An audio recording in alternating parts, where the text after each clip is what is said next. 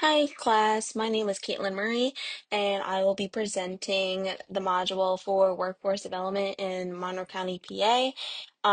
More specifically in the Stroudsburg, East Stroudsburg, Tannersville area. They are just all very close together with multiple different uh, workforce developments within this area. So I just did it on Monroe County as a whole. So this is the workforce development overview for Monroe County. So at the local level, PA Careers Links for Monroe County does is like a one-stop shop. So it does your job searches, the on-the-job training, workshops, things to get you involved in training or any extra certifications that you might need for your career. At the regional level, it's the Pocono County's Workforce Development Era, or known as PCWDA,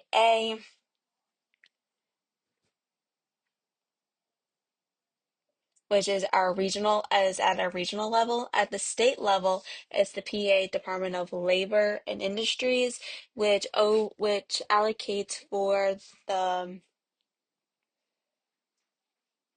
Workforce Invalidation and Opportunities Act, um, and or otherwise known as WIOA funding, and provides labor data. So it really works for the employee to protect them, to see what they can go for, what they are are uh, qualified to do. At the federal level, it's the U.S. Department of Labor for that also does funding for the Employment and Training Administration, or ETA, and the Bureau of Labor Satisfaction, which is basically oversighting all the funding and national data that provides for Monroe County. So this is the current labor market for Monroe County. So there's approximately 82,600 people that are in the workforce in Monroe County. 4.5 of them are unemployed, which is above average the PA of 3.8%. Education, despite the fact of having 2 to 3 universities, one being a community college, two being universities, we are still below average at a 62% rate, while the U.S. average is a 34% rate. Wages are normally lower in the county, in Monroe County, in all occupations compared to other states and regions. So these are the system's strengths, which include a one-stop access in careers links, a strong regional planning through PCWAD, and data-driven functions using WCWIA or ETA resources. Programs like WIOA funding training and online skill up PA models provides multiple pathways and skills and employment.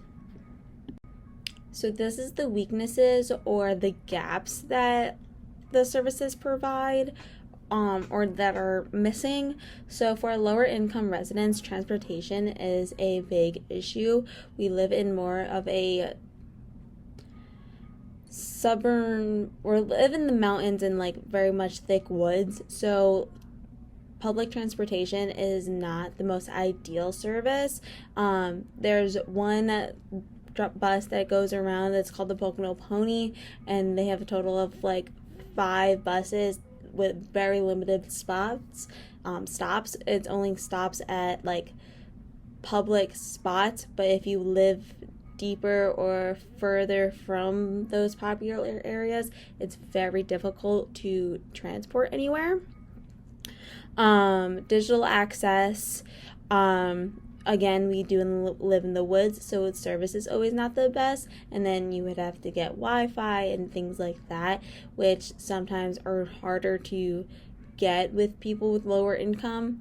Childcare remains is a major issue. Some people, with the average being lower in occupation of wages, it is hard to afford childcare, and also be away from your children while you are job searching, or trying to find care when you are working, things of that sort.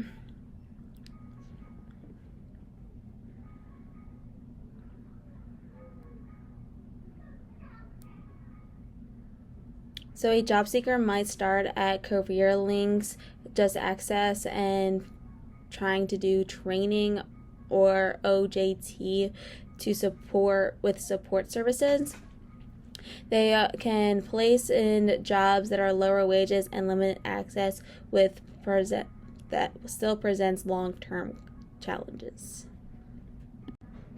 So some recommendations that I created are expanding mobile or outreach services, strengthening the apprenticeship of healthcare and manufacturing, investing in digital access like bulletin boards or flyers around like certain hotspots or common areas that are normally low incoming that people go to, or create a pathway dashboard using CWIA or BLS data.